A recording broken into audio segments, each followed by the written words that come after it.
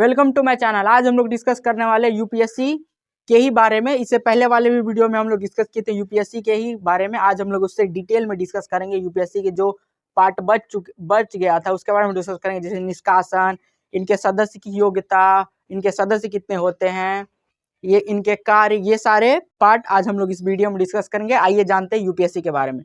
UPSC जो कि union public service commission, इसे हम लोग संघ लोक सेवा आयोग के नाम से भी जानते हैं, जो कि पार्ट हम लोग किस संविधान के पार्ट किस भाग में हम लोग इसे पढ़ते हैं, पार्ट 14, और आर्टिकल कौन सा हमारा 315 से 323 में हम लोग इसे पढ़ते हैं। आइए जानते हैं। यूपीएससी जो है एक केंद्रीय संगठन है, संवैधानिक एक केंद्रीय संगठन है। केंद्र स्तर पर जो सेवाएं होती है उसकी एग्जाम कंडक्ट कराना, ये किसका कार्य होता है? यूपीएससी का। आइए जानते हैं यूपीएससी के बारे में। यूपीएससी एक संवैधानिक संगठन है। आइए जानते हैं इसके संरचना में सबसे पहले एक अध्यक्ष होता है और कुछ सदस्य होते हैं। एक अध्यक्ष और कुछ सदस्य, लेकिन सदस्य की संख्या निर्धारित नहीं की है। ये राष्ट्रपति के ऊपर निर्भर करता है कि कितने सदस्य हो सकते हैं।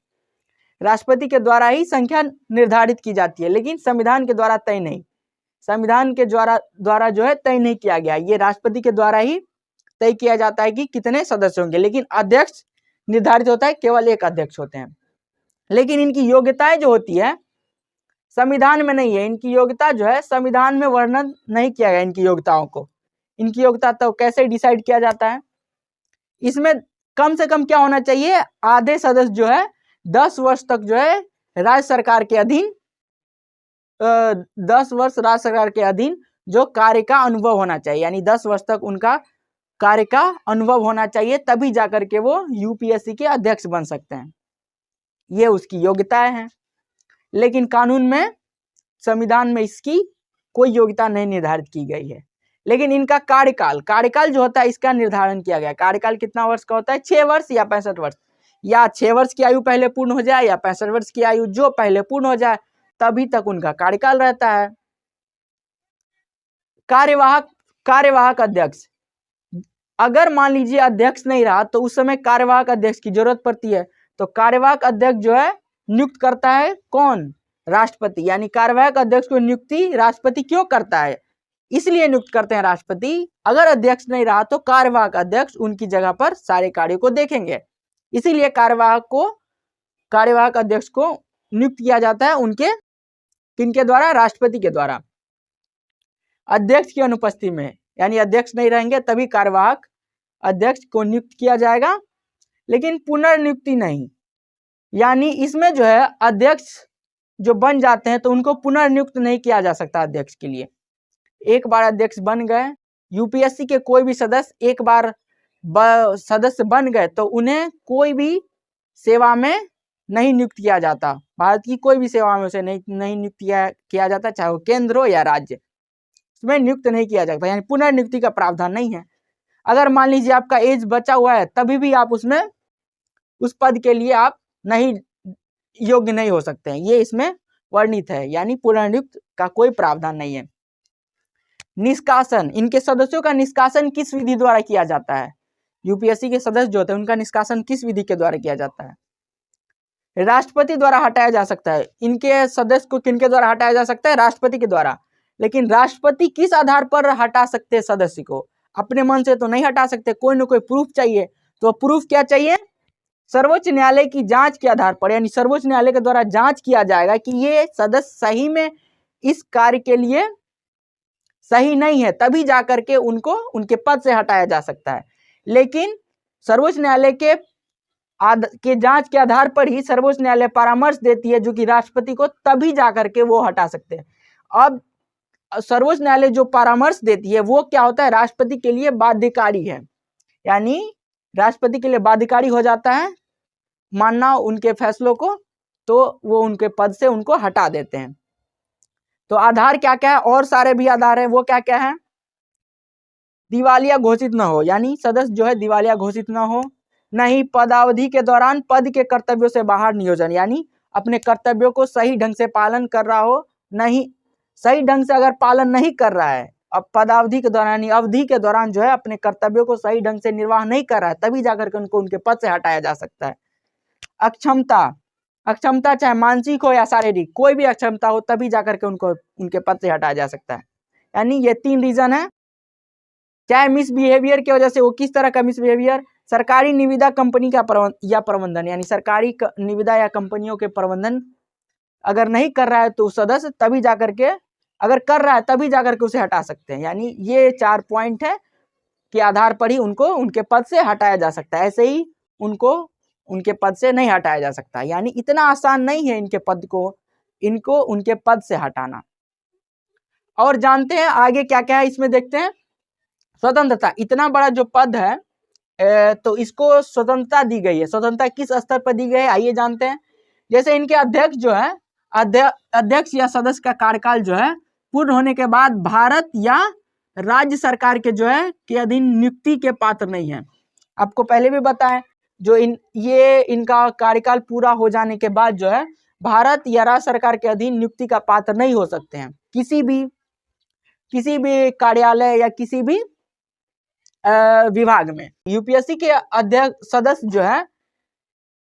जो है स्टेट पब्लिक सर्विस कमीशन के जो अध्यक्ष हैं वो यूपीएससी के सदस्य बन सकते हैं। यानी स्टेट पब्लिक सर्विस कमीशन के अध्यक्ष जो यूपीएससी के सदस्य बन सकते हैं, ना यूपीएससी के सदस्य जो है स्टेट पब्लिक सर्विस कमीशन में ये इनके प्रमोशन के थ्रू जा सकते हैं। यानी अध्यक्ष हैं, अगर यूपीएससी के सदस्य हैं तो सदस्य जो है अध्यक्ष बन सकते हैं। उसी तरह जो स्टेट पब्लिक सर्विस कमीशन के जो अध्यक्ष हैं वो जो है यूपीएससी के अध्यक्ष बन सकते हैं। यानी ये उससे ऊपर जा सकते हैं, उससे नीचे नहीं आ सकते। नहीं इनको दोबारा उनके पद पे नियुक्त किया जाएगा, ये भी प्रावधान नहीं है। इसी तरह कहा गया है जो इनके पद को स्वतंत्रता है। और क्या क्या है जानते हैं, किस तरह पर इनको स्वतंत्रता दी गई। जैसे स्टाफ की जो है नियुक्ति किनके द्वारा किया जाता है, राष्ट्रपति के द्वारा, और नियुक्ति के बाद जो है अलाभकारी परिवर्तन नहीं कर सकते। अगर आप एक बार इनको उनके पद पे नियुक्त कर दिए तो राष्ट्रपति जो है इनके अलाभकारी यानी इनके लाभ संबंधी या सेवा संबंधी में कोई परिवर्तन नहीं कर सकते हैं। ये भी एक तरफ से स्वतंत्रता ही हुआ। पुनर्नियुक्ति का पात्र नहीं है, दोबारा कार्यकाल नहीं। आपको बताया पहले भी, इनको पुनर्नियुक्त नहीं किया जा सकता है चाहे दोबारा। उसी तरह इनके जो है संविधान के आधार पर जो है हटा सकते हैं, इनको संविधान के आधार पर ही हटा सकते हैं। उसी तरह किसी तरह इनको ऐसे ही नहीं हटाया जा सकता। संविधान के आधार पर किस तरह हटा सकते हैं, पदावधि या कार्यकाल की सुरक्षा के लिए जो है इनको ऐसे ही नहीं हटाया जा सकता, इनको राष्ट्रपति के आदेश से ही हटाया जा सकता है। लेकिन राष्ट्रपति किनके आदेश पर हटाएंगे, सुप्रीम कोर्ट के परामर्श पर ही इनको उनके पद से हटाएंगे। सुप्रीम कोर्ट के परामर्श पर ही राष्ट्रपति महोदय जो है उनको उनके पद से हटाएंगे, यानी यूपीएससी के सदस्य या अध्यक्ष को। वेतन एवं भत्ते जो है भारत की संचित निधि से दिया जाता है। वेतन एवं भत्ते जो है भारत के संचित निधि जो है उससे दिया जाता है इनके वेतन एवं भत्ते। तो हम लोग इस तरह से कह सकते हैं कि जो इनको कुछ हद तक जो है इनको स्वतंत्रता प्रदान किया गया है, क्योंकि इतने बड़े जो भारत में इतने बड़े केंद्रीय संगठन है संवैधानिक, तो उनको तो कुछ न कुछ स्वतंत्रता दी जानी चाहिए ताकि इन पर कोई दबाव न बना रहे। आइए जानते हैं इनके कार्य के बारे में। कार्य के बारे में जानेंगे इनके यूपीएससी के कार्य क्या क्या होते हैं। कार्य जो है क्या है, सबसे पहला अखिल भारतीय स्तर पर जो है केंद्रीय सेवाओं में नियुक्ति परीक्षा, यानी अखिल भारतीय स्तर पर जो केंद्रीय परीक्षा होती है उन सेवाओं की परीक्षा, उसमें परीक्षाओं के द्वारा जो है नियुक्त कराना सदस्य को। और संयुक्त परीक्षा आयोजित कराना। संयुक्त परीक्षा आयोजित कराना किसका, राज्यपाल के अनुरोध पर राज्यों की सलाह, यानी अगर यूपीएससी चाहे तो राज्य के भी जो एग्जाम होते हैं संयुक्त परीक्षा वो भी आयोजित कर सकती है, लेकिन किस तरह कर सकती है, राज्यपाल के अनुरोध पर और राज्यों के सलाह पर ही वो कार्य कर सकती है। और परामर्श, यूपीएससी के परामर्श क्या क्या है आइए जानते हैं। परामर्श क्या है, भर्ती संबंधी मामले। यूपीएससी जो है परामर्श दे सकती है भर्ती संबंधी मामले या प्रोन्नति व हस्तांतरण के मामले या कार्य निष्पादन या अनुशासनात्मक मामले या राष्ट्रपति द्वारा निर्दिष्ट मामले, यानी ये चारों मामले पर जो है यूपीएससी परामर्श दे सकती है। और इनकी कार्यों का विस्तार जो है, इनकी कार्यों का विस्तार जो है किस तरह है, ये सबसे पहले किसको सौंपते हैं अपना रिपोर्ट? यूपीएससी के जो मेंबर्स होते हैं वो किनको सबसे पहला अध्यक्ष सौंपते हैं? रिपोर्ट सौंपते हैं राष्ट्रपति को। राष्ट्रपति जो है इन्हें संसद में या पार्लियामेंट में प्रस्तुत करती है।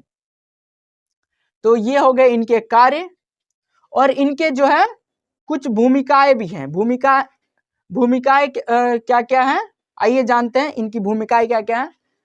सबसे पहले इनकी भूमिका क्या है? यूपीएससी की भूमिका क्या है हमारे देश में? ये एक मेरिट पद्धति के प्रहरी, यानी एक मेरिट बेस्ड एग्जाम है, यानी मेरिट बेस्ड एक पद्धति है यूपीएससी। और यूपीएससी जो है सेवाओं का वर्गीकरण, यानी किस सेवा को, यानी ऑल इंडिया सर्विस जो है उसका वर्गीकरण किया गया है, या वेतन व सेवाओं की स्थिति, यानी कितना वेतन दिया जाना चाहिए, कितना वेतन दिया जाना चाहिए, या सेवाओं की स्थिति क्या रहेगी, या कैडर प्रबंधन या प्रशिक्षण, यानी इन तीनों कार्य को जो है यूपीएससी नहीं करती। इसके लिए एक अलग से संगठन बनाया गया है। वो कौन सा संगठन है, आइए जानते हैं।